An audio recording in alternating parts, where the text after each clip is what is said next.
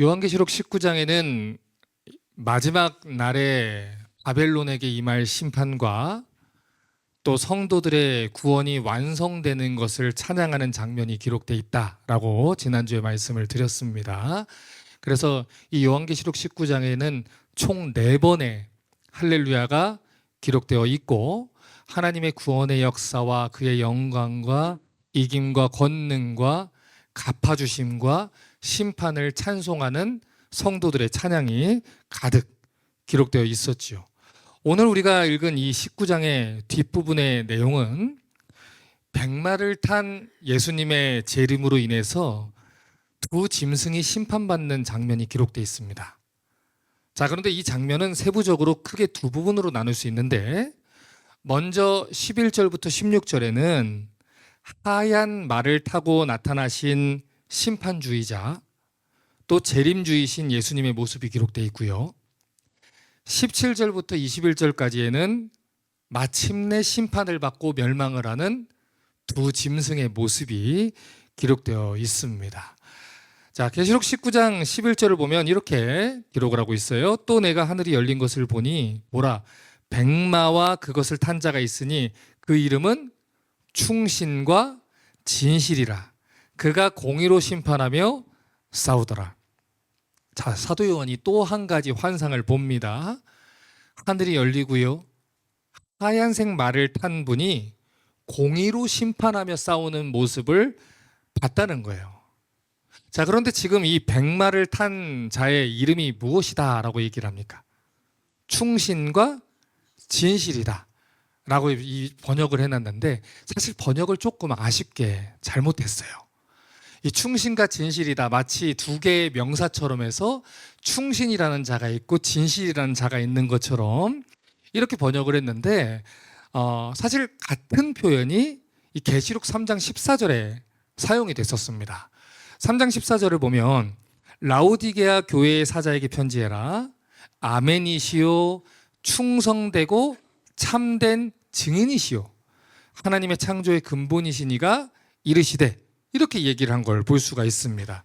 자, 그런데 방금 전에 읽은 이 계시록 19장 11절하고 계시록 3장 14절을 보면 지금 여기서 충성되고 참된 증인이라고 할 때 이 번역된 단어가 방금 전에 읽은 19장 11절에서 충신과 진실이라고 번역된 단어하고 똑같은 단어예요.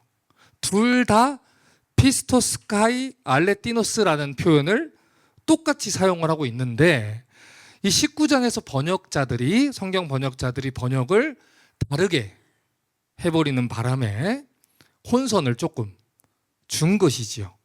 자, 그러니까 이 두 가지 구절을 우리가 대조해서 살펴보면 19장 11절에서 충실과 진실이라는 이름을 가진 이 백마를 타고 온 분은 사실 3장 14절에서 나타난 예수님을 말하는데, 자신을 가리켜서 나는 충성되고 참된 증인이다 라고 했던 예수님을 말하는 겁니다.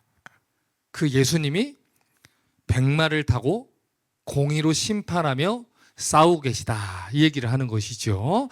자, 그러니까 여기까지 우리가 정리하고 가야 되는 분 누구예요? 백마를 타고 심판하시는 분 누구다?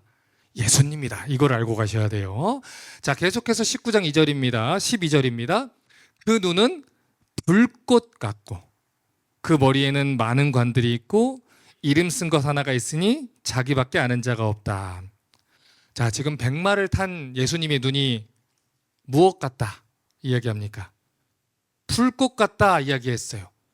자, 이런 표현도 이미 계시록 2장 18절에서 등장했던 표현입니다. 두아디라 교회의 사자에게 편지해라. 그 눈이 어떻다고요? 불꽃 같고 그 발이 빛난 주석과 같은 하나님의 아들이 이르시되. 자, 그러니까 이 19장에서 나타나는 심판주의 모습은 엉뚱하고 생뚱맞게 갑자기 등장한 게 아니고 2장과 3장에서 예수님이 자기를 이 7교회 성도들에게 드러내실 때 사용했던 표현을 그대로 갖다 쓰는 것을 볼 수 있어요. 알려주려고요. 이분이 곧 누구다? 예수님이다. 이거를 알려주려고 얘기를 하는 겁니다. 자, 그래서 19장 12절 다시 볼게요. 그 눈은 줄 것 같고 그 머리에는 뭐가 있습니까? 많은 관들이 있었다라고 얘기를 해요. 지금 성경이 예수님 머리에 굉장히 많은 이 면류관이 있었다라고 얘기를 하는데, 이런 표현은요, 예수님이 수많은 전쟁에서 승리한 왕이라는 것을 이 그림 언어로 우리에게 보여주는 겁니다. 그래서 이 19장 16절을 보시면 예수님을 가리켜서 이렇게 얘기를 했어요. 그 옷과 다리에 이름을 쓴 것이 있으니 뭐라고 썼어요? 만왕의 왕이요 만주의 주라. 자, 그러면 이제 이런 질문을 여러분이 하셔야 돼요. 왜 예수님이 하고 많은 말 중에서 백마를 탔을까요? 예전에 어떤 회사에 가가지고 요한계시록 강의를 하는데 간달프가 생각이 난다고 어떤 분이 반지의 제왕의 간달프가 아닙니다. 그런 거 아니고 왜 예수님이 백마를 탔고 왜 예수님이 많은 면류관을 쓰고 있을까요? 이거를 왜 성경이 우리에게 무엇을 상징하는 메시지로 주셨을까요? 또 한 가지 19장 13절을 보시면요, 그가 또 피 뿌린 옷을 입었다라고 얘기를 해요. 이건 또 무엇을 상징할까요? 여러분, 이런 내용을 이해하려면요, 우리가 2000년 전에 로마 군대의 문화를 또 이해할 필요가 있어요. 이 요한계시록을 기록하던 그 시대에 로마라는 나라가 전 세계로 뻗어나가면서 정복 전쟁을 하지 않았습니까? 그러니까 이 로마라는 나라는 하루가 멀다 하고 전쟁을 매일같이 치렀다는 것이죠. 그러다 보니까 그 당시에 이 로마의 군인들은요, 한번 집을 나가게 되면 한 6개월 정도 가량 집에 못 들어오는 일들이 다반사였어요. 그런데 그렇게 격렬한 전투를 치른 뒤에 이 로마의 장군들이 전쟁을 마치고 돌아오게 되지 않습니까?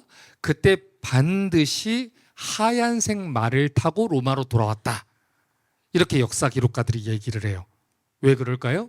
그 당시 로마 문화는요, 흰색 말을 타는 게 전쟁에서 승리했다는 상징적인 메시지였기 때문입니다. 그래서 이런 문화를 알고 있는 사람들에게 예수님이 수많은 마귀의 세력을 물리치고 돌아오는 왕이시다, 이것을 상징적이고 그림 언어로 보여주기 위해서 일부러 이 요한계시록이 예수님을 백마를 탄 분, 또 피 뿌린 옷을 입고 오셨다, 이렇게 얘기를 하는 거예요. 자, 19장 13절 14절 다시 봅니다. 그가 피 뿌린 옷을 입었는데 이름은 하나님의 말씀이라 칭하더라, 이렇게 얘기했어요. 하늘에 있는 군대들이 희고 깨끗한 세마포 옷을 입고 백마를 타고 그를 따랐다, 이렇게 얘기를 합니다. 자, 그러면 이 모습이 무엇을 상징하는지, 그리고 예수님을 따르는 하늘에 있는 군사들이 무엇을 상징하는지 조금 더 살펴봐야 되는데, 방금 전에 말씀드렸듯이 그 당시 로마 군대의 이 장군들이 승리하고 돌아올 때는 반드시 백마를 타고 돌아왔습니다. 그리고 한 가지 더, 승리한 이 전투의 숫자대로 면류관을 그 머리에다가 딱 쓰고 돌아왔어요. 그리고 한 가지 더 중요한 특징은, 돌아올 때는 깨끗한 옷으로 갈아입고 돌아오는 게 아니고 전쟁터의 그 치열한 현장을 보여주는 그 자기의 옷 그대로 돌아왔습니다.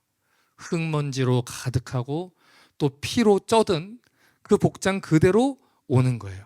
내가 이러한 치열한 전쟁 속에서 원수들의 목을 다 치고 내가 승리했습니다, 이걸 보여주는 게 이 로마 군대의 세레모니라는 것이죠. 그러니까 예수님이 지금 이 피 묻은 옷을 입고서 백마를 타고 이 땅에 오셨다는 것은 그 숱한 전쟁 가운데서 예수님께서 사단 마귀의 권세를 물리치고 승리하셨다, 이것을 우리에게 그림 언어로 보여주는 겁니다.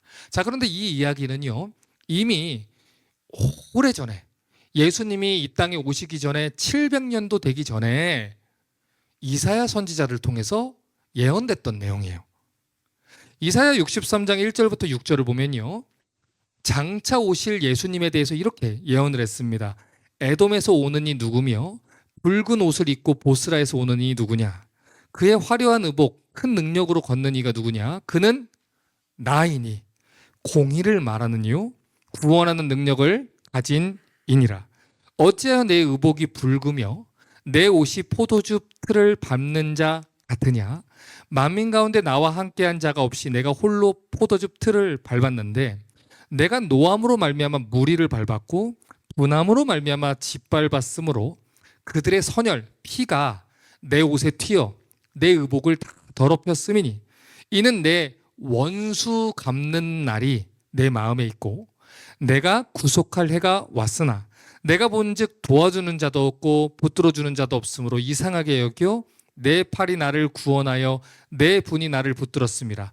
내가 노함으로 말미암아 만민을 밟았으며 내가 분함으로 말미암아 그들을 취하게 하고 그들의 선열이 땅에 쏟아지게 했느니라.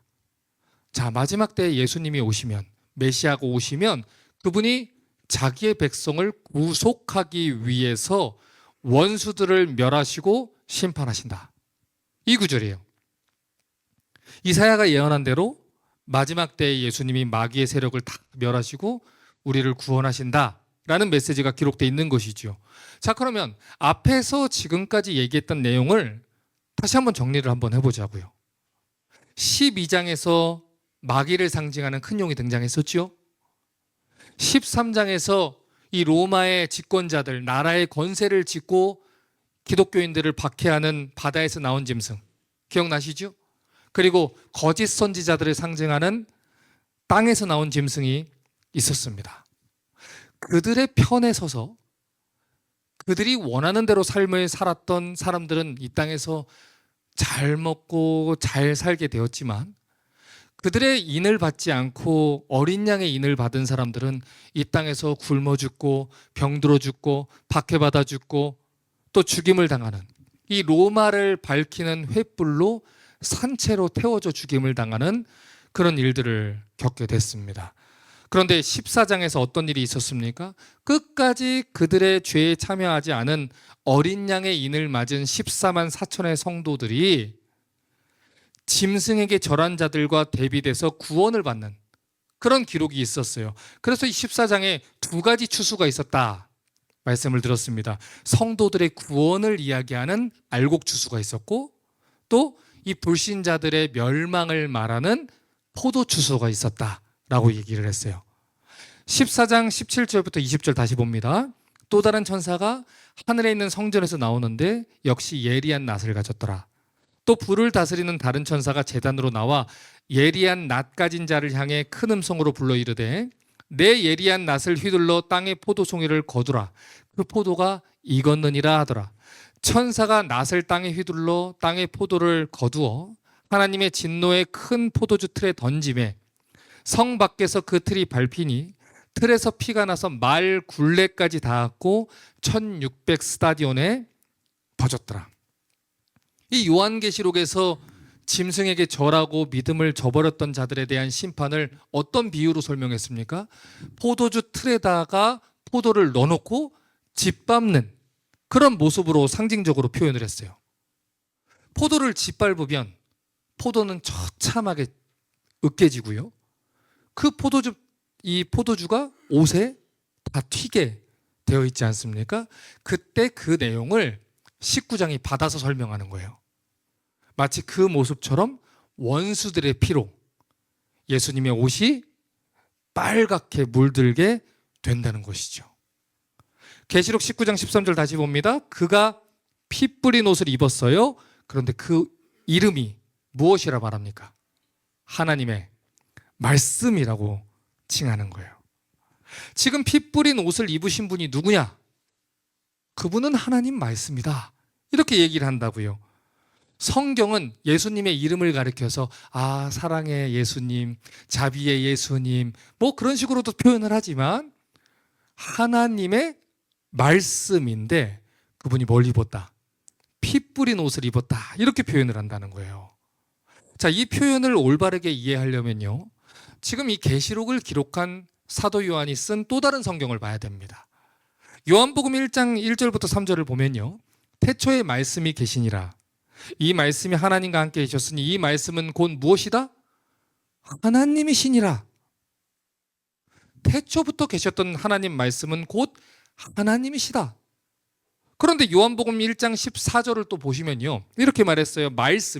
하나님의 그 말씀이 육신이 되어 우리 가운데 거하심에 우리가 그의 영광을 보니 아버지 독생자의 영광이요 은혜와 진리가 충만하더라. 자, 정리해서 보면 태초부터 계셨던 하나님의 말씀은 누구다? 예수님이다. 예수님이 하나님이시며 또 하나님의 말씀이신데 그분이 피 뿌린 옷을 입고 원수 마귀를 심판하신다. 무엇으로? 하나님 말씀으로 심판하신다는 거예요. 자, 이런 이해를 가지고 19장 15절을 또 봅니다. 그의 입에서 예리한 검이 나오니 그것으로 만국을 치겠고, 이렇게 얘기를 했어요. 자, 지금 예수님의 입에서 뭐가 나와요? 사랑의 메시지가 나와요? 달콤한 메시지가 나옵니까? 아니에요. 예리한 검이 나와요. 그 말씀의 검이 나와요. 여러분, 히브리서가 뭐라고 얘기합니까? 좌우에 날선 그 검이 우리의 혼과 영과 및 관절과 골수를 찔러 쪼개기까지 한다 라고 얘기를 했어요. 그래서 이 계시록 2장 12절을 보면요, 이 버가모 교회 사자한테 말할 때도 좌우에 날선 검이 가진 예수님이 만국을 심판하신다라고 얘기를 했다는 거예요. 결국 이 마지막 날의 심판은 성경대로 된다는 거예요. 이미 예수님이 우리에게 말씀하셨던 하나님의 말씀대로. 갑자기 뜬금없이 얘는 그래도 내가 사랑하는 아들이니까 다 넘어가. 원칙 넘어가. 내가 얘기했던 율법 다 넘어가 하는 것이 아니라 하나님이 말씀하신 율법대로, 하나님이 성경에 기록한 대로, 하나님이 우리에게 계속해서 계시해 주신 계시의 말씀대로 우리를 심판을 하신다는 것이죠. 계시록 19장 19절부터 21절 봅니다. 또 내가 보매 짐승과 땅의 임금들과 그들의 군대들이 모여 말 탄 자와 그의 군대와 더불어 전쟁을 일으키다가 짐승이 잡히고 그 앞에서 표적을 행하던 거짓 선지자도 함께 잡혔으니 이는 짐승의 표를 받고 그의 우상에게 경배하던 자들을 표적으로 미혹하던 자라. 이 둘이 유황불 붙는 못에 어떻게 던져져요? 산채로 던져지고 그 나머지는 말탄 자의 입으로부터 나오는 검의 죽음에 모든 새가 그들의 살로 배불리더라. 이 마지막 때에 짐승과 짐승을 따르는 존재들이요, 예수님과 예수님의 군대를 향해서 전쟁을 일으켜요. 그런데 결국 13장에서 나왔던 바다에서 나온 짐승들, 또 땅에서 나온 짐승 다 어떻게 됩니까? 산채로 다 유황불에 던져진다는 거예요. 지옥불으로 들어간다는 것이죠. 자, 그런데 뒷부분을 보면요, 그들을 따랐던 모든 사람들도 예수님의 입에서 나오는 날카로운 말씀의 검에 죽었다는 거예요. 하나님, 저는 몰랐어요. 저 많은 거짓 선지자들이 그렇게 얘기하길래, 아니 저 사람들이 다 목사 아닙니까? 전도사 아닙니까? 그래서 괜찮은 줄 알았지요. 아니 많은 사람들이 저 길로 걸어가길래 괜찮은 줄 알았어요. 그날에 예수님 뭐라고 말씀하세요? 나는 분명히 성경에 나의 뜻을 계시해 놓았고 회개하지 않으면 심판하겠다고 얘기를 했다. 네가 많은 사람이 그렇게 해서 내가 그렇게 했습니다라고 얘기한다면 많은 사람들이 지옥불에 들어가는 대로 너도 그들을 따라 많은 사람이 가는 지옥불에 들어가라. 그렇게 심판을 하신다는 거예요. 그런데 또 무서운 것은 19장 17절 18절을 보면 이렇게 얘기한다는 거예요. 또 내가 보니 한 천사가 태양 안에 서서 공중에 나는 모든 새를 향하여 큰 음성으로 외쳐 이르되 와서 하나님의 큰 잔치에 모여. 자, 하나님의 큰 잔치라 그러니까 너무 신나고 즐거울 것 같잖아요. 어린 양의 혼인잔치 같을 것 같잖아요. 그런데 이 잔치는요, 완전히 다른 성격의 잔치예요. 왕들의 살과 장군들의 살과 장사들의 살과 말들과 그것을 탄 자들의 살과 자유인들이나 종들이나 작은 자나 큰 자나 모든 자의 살을 먹으라 하더라. 한 천사가 하나님의 큰 잔치에 모든 새들을 초대했다라고 얘기합니다. 그리고 이 백마탄 예수님의 군대를 대적해서 또 그 전쟁에서 패배한 마귀와 마귀의 군대와 마귀를 따르는 사람들의 시체를 새들 보고 쪼아 먹으라고, 새들에게 잔치를 벌여주었다라는 거예요. 자, 그러니까 하나님의 큰 잔치라고 써 있는 이 잔치는 사실 다른 말로 표현하면 뭐예요? 심판이라는 거예요. 심판이 벌어졌다는 것이지요. 그러니까 19장에는요, 대조되는 두 가지 잔치가 벌어진 거예요. 한쪽에는 하나님이 성도들에게 벌어지는 어린 양의 혼인 잔치가 벌어지고 있고요. 한쪽에서는 나도 들어갈 수 있겠지라고 생각했지만 평생을 하나님을 대적했던 사람들이 새들에게 시체를 쪼아 먹히면서 그곳에서 죽임을 당하는 심판이 임하게 된다는 것입니다. 자, 그런데 방금 전에 예수님이 무엇으로 그들을 심판한다 그랬습니까? 말씀의 검으로 심판한다 그랬어요. 신명기 28장 15절을 보면요, 이런 말씀이 기록되어 있습니다. 내가 만일 내 하나님 여호와의 말씀을 순종하지 아니하여 오늘 내게 명령하는 그의 모든 명령과 규례를 지켜 행하지 않으면 이 모든 저주가 내게 임하여 내게 이를 것이니. 지금 우리가 읽은 이 신명기 28장 15절 그 뒤의 말씀을 여러분이 쭉 읽으시면요, 하나님께 순종하지 않고 하나님 명령과 규례를 무시하고 살던 사람들에게 어떤 저주들이 임하게 되는지를 아주 세부적으로 자세하게 길게 기록을 해놨습니다. 그런데 신명기 28장 26절을 또 보면요, 이런 저주가 기록되어 있어요. 내 시체가 공중의 모든 새와 땅의 짐승들의 밥이 될 것이나 그것들을 쫓아줄 자가 없을 것이다. 말씀하신 대로 계시록 19장에서 심판이 임한다는 거예요. 그러니까 하나님의 심판은요, 충동적으로 그냥 어느 한순간에 하나님 기분대로 되는 것이 아니에요. 하나님은 원칙과 하나님의 법과 하나님의 규례를 이미 우리에게 성경으로 가르쳐 주셨고요. 그것을 가르쳐 주기 위해 하나님의 종들을 설교자로 세우셨고요. 그걸 통해서 오늘도 끊임없이 여러분에게 하나님 말씀을 전하라고 하시는데, 오늘날 수많은 거짓 선지자들이 5분 늦은 시계와 같은 거짓말들을 여러분한테 하는 것이지요. 그러나 그들의 메시지를 들으면서 사실은 아는데, 이게 아니라는 건 아는데 눈앞에 있는 돈에 속는 거예요. 눈앞에 있는 즐거움에 속는 거예요. 눈앞에 있는 기쁨에 신앙을 타협하는 거예요. 그리고 뭐라고 생각하는 거예요? 아니, 이 많은 사람들이 아직 준비가 안 됐는데 과연 신랑이신 예수님이 문을 닫겠어? 10명 중에 5이 준비가 기름이 안 돼 있는데 신랑이신 예수님이 우리를 다 버리겠어? 그렇게 오해를 하다가 이 신명기 말씀대로 심판을 당하게 된다는 것이죠. 결국 성경이 이야기하는 것이 심플합니다. 성경이 말한 대로 심판한다는 거예요. 여러분, 예를 들어서 우리가 과속을 했습니다. 40마일인데 60마일로 달렸어요. 60마일인데 80마일로 달렸어요. 또는 스쿨존에서 달렸어요. 여러분, 그렇게 되면 우리 경찰들이 와가지고 여러분께 티켓을 끊죠. 근데 그 티켓을 끊을 때도요, 기준이 있어요. 몇 마일을 초과했느냐에 따라서 벌금이 달라요. 그것을 못생겼는데 이렇게 해서 이렇게 벌금을 더 주는 게 아니에요. 이 사람은 수트를 입고 아주 매너가 있구만. 그렇게 가는 게 아니에요. 법대로 진행을 하게 되어 있는 것입니다. 이 세상에 이 불완전한 나라들도 법이 있는데 하물며 하나님 나라의 법이 없겠습니까? 하나님 나라에는 율법이라는 것이 있어요. 하나님 정하신 법이라는 것이 있고, 그 율법의 저주로부터 구원받을 길은 오직 예수를 주와 그리스도로 고백하고 회개하는 길밖에 없다는 것입니다. 그런데 온통 내 삶을 하나님을 주로 삼지 않아요. 하나님을 주인으로 섬기지 않아요. 오직 내가 원하는 대로 살다가 내가 죽을 때 십자가의 강도처럼 나를 천국에 들여보내실 분이라고 착각을 하고 사는 거예요. 그러나 성경은 분명하게 말합니다.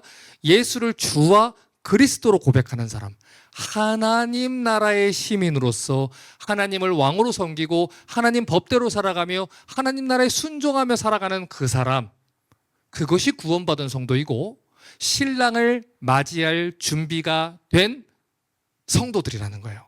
오직 그들만이 구원을 받는다 라고 얘기를 한다는 것이죠. 자, 다시 봅니다. 계시록 19장 17, 18절입니다. 내가 보니 천사가 태양 안에 서서 공중에 나는 모든 새를 향하여 큰 음성으로 외쳐 이르되 하나님의 큰 잔치에 모여 왕들의 살과 장군들의 살과 장사들의 살과 말들과 그것을 탄 자들의 살과 자유인들이나 종들이나 작은 자 큰 자나 모든 자들의 살을 먹으라. 자, 지금 누구를 위한 잔치입니까? 새들을 위한 잔치예요. 여러분, 지금도 그렇지만 그 시대에 하나님께 저주받았다라고 하는 자들의 죽음은 새가 그 시체를 쪼아 먹으리라 라는 이 구약 성경에 보면요, 그런 저주들이 굉장히 많이 나옵니다.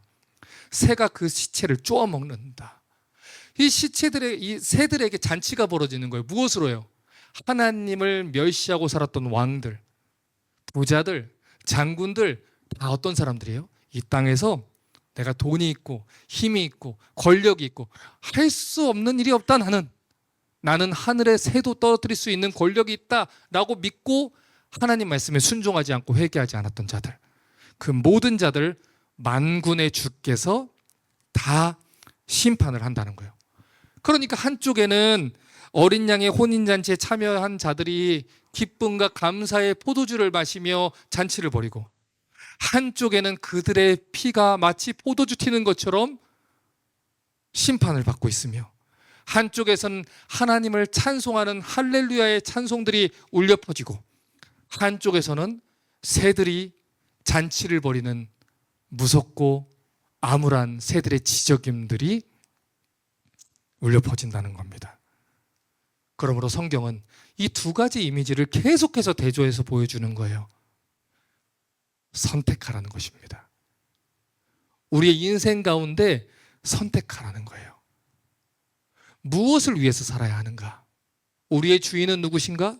삶의 의미는 무엇인가? 삶의 목적은 무엇인가? 우리는 어디로 가는가? 우린 주님 만날 날을 준비해야 되지 않는가? 고민하고 생각하고 믿음을 점검하라는 것입니다. 이제 설교를 정리합니다. 자, 그러면 성경은 이 땅에서 예수님과 십자가의 원수로 살아갔던 사람들에게 임하는 심판이 어떻게 행해진다고 얘기할까요? 19장 19절부터 21절 봅니다. 또 내가 보매 짐승과 땅의 임금들과 그들의 군대들이 모여 말 탄 자와 그의 군대와 더불어 전쟁을 일으키다가 짐승이 잡히고 그 앞에서 표적을 행하던 거짓 선지자도 함께 잡혔으니 이는 짐승의 표를 받고 그의 우상에게 경배하던 자들을 표적으로 미혹하던 자라. 이들이 산채로 유황불 붙는 못에 던져지고 나머지는 말 탄 자의 입으로부터 나오는 검의 죽음에 모든 새가 그들의 살로 배불리더라. 여러분, 왜 전쟁을 일으킵니까? 이 마지막 때의 성경은요, 마귀가 끝까지 예수님을 대적해서 발악을 할 것이다, 이렇게 얘기를 해요. 그런데 마귀뿐만이 아니에요. 마귀 편에 서서 마귀를 따르던 사람들, 그리고 거짓된 메시지로 성도들을 속여왔던 거짓 선지자들도요, 그들이 심판받는 라스트 미니까지 회개하지 않습니다. 끝까지 발악을 한다는 거예요. 왜 그럴까요? 그들은요, 자기들의 결말을 이미 알고 있기 때문이에요. 자기들이 틀렸다는 걸 알고 있기 때문이에요. 그래서 자기들의 본성대로, 악한 본성대로 어떻게든 한 사람이라도 속여서 어떻게든 심판의 자리로 데려갈 수 있을지 발악을 한다는 겁니다. 여러분, 이건 새로운 메시지가 아니에요. 마태복음 8장 28절과 29절을 보면요, 예수님을 만난 군대 귀신이요, 이렇게 얘기를 합니다. 또 예수께서 건너편 가다라 지방에 가시니 귀신 들린 자 둘이 무덤 사이에 나와 예수를 만나니 그들은 몹시 사나워 아무도 그 길로 지나갈 수 없을 지경이더라. 그들이 소리질러 이르되 하나님의 아들이여, 우리가 당신과 무슨 상관이 있나이까? 때가 이르기 전에 우리를 괴롭게 하려고 여기 오셨나이까? 자, 여기서 말하는 때가 어떤 때입니까? 마지막 심판의 때예요. 마귀도 예수님을 알고 있죠.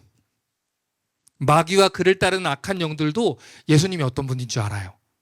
그런데 그들은 예수님이 어떤 분인지 알고 있을 뿐만 아니라 자기들의 결말이 어떻게 될지도 알아요. 그래서 그들은 할 수 있는 대로 한 사람이라도 더 타락시키기 위해서 애를 쓰는 거예요. 한 사람이라도 더 하나님을 떠나게 하기 위해서 발악을 하는 거예요. 예전에 우리 청년들은 저와 함께 욥기를 배웠었는데, 제가 그때 욥기를 가르치면서 마귀의 진짜 목적이 뭐라 그랬습니까? 이 욥이 고난을 받을 때요, 하나님 앞에 욥이 이렇게 얘기합니다. 주신 자도 하나님이시고 취하신 자도 하나님이십니다. 하나님 영광 받으시옵소서. 그런데 그를 보고 있는 욥의 와이프가 이런 말을 합니다. 당신이 그러고도 당신의 순전함을 지키느냐? 하나님을 욕하고 죽어라. 마귀의 목적은 거기 있는 거예요. 마귀의 목적은요, 여러분을 병들게 하고, 여러분을 가난하게 만들고, 여러분을 망하게 하고, 여러분을 힘들게 하고, 그게 궁극적인 목적이 아니에요. 그거라고 생각하시면 완전히 오해하는 겁니다. 마귀의 목적은 딱 하나입니다. 여러분이 여러분의 순전함을 버리고 하나님을 욕하고 죽는 거예요. 마귀는 우리가 죽는 거에 관심이 없어요. 바울도 죽었고 선지자들도 죽었잖아요. 우리를 죽이는 거에 관심이 없어요. 어떻게 하고 죽으라고? 하나님을 욕하고 죽으라고. 마귀는요, 박형룡 목사라는 사람을 지금 당장에 죽이는 데 관심이 없어요. 무엇에 관심이 있어요? 하나님을 욕하고 죽이는 데 관심이 있는 거예요. 하나님 살아계시면 이게 나에게 일어난 일이 이게 무슨 이유가 이렇습니까? 하나님 진짜 살아계시면 내 인생 왜 이렇게 만들어 놓습니까? 하나님 진짜 살아계시면 왜 저 예수 안 믿는 것들은 잘 먹고 잘 사는데 내 자식은 산채로 잡혀가야 됩니까? 아니, 하나님 살아계시면 나 왜 우리 집 비즈니스 망하게 합니까? 하나님, 내가 이렇게 해서 얻는 게 뭡니까? 내가 이렇게 해서 남는 게 뭡니까? 저 사람들이 다 나를 조롱합니다. 저 사람들이 다 머리를 흔들면서 나를 비웃습니다. 하나님, 이게 뭡니까? 하고 하나님 저주하고 욕하고 떠나게 하는 것. 그게 마귀가 원하는 거예요. 그래서 결국 어디로 데려가는 거예요? 지옥불로 데려가는 거예요. 예수를 주로 구원자로 메시아로 믿지 못하게 하고 지옥불로 데리고 가게 하는 거예요. 여러분, 오늘날 많은 사람들이 그렇게 말합니다. 예수님을 나에게 보여주십시오. 그러면 내가 믿겠습니다. 여러분, 그들이 예수님을 못 봐서 안 믿는 걸까요? 아닙니다. 여러분, 성경을 잘 보세요. 누가 예수님을 죽였죠? 예수님을 본 사람들이 죽였어요. 예수님을 못 본 사람들이 죽인 게 아니에요. 예수님을 실제로 보고 3년 동안 그분의 기적을 보고 그분의 설교를 들은 사람들이 예수님을 십자가에 못 박아 죽였어요. 어떤 사람들은 말합니다. 과학적으로 이것이 증명이 되지 않으면 나는 믿지 못합니다. 여러분, 과학은요, 눈에 보이지 않는 형이상학적 세계를 설명할 수가 없는 게 과학이에요. 그게 과학의 겸손이고요. 그게 과학에게 요구하는 최소한의 우리의 요구입니다. 과학은 눈에 보이는 것을 입증하려고 존재하는 학문이 아니에요. 다만 하나님이 드러내 주신 것을 실험과 관찰과 결과로서 그것을 뒤에서 따라가면서 검증하고 이것이 일어났구나라고 얘기할 수 있는 것이 과학이라는 것이지,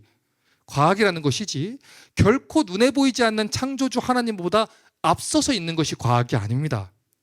그러면 우리는 어떻게 하나님을 보게 됩니까? 어떻게 하나님을 알게 됩니까? 하나님을 은혜로 믿게 되고 그 후에서야 우리의 눈이 밝혀지게 되며 그 후에서야 어떻게 됩니까? 이 모든 천지 만물들이 하나님이 아니고서는 존재할 수 없다.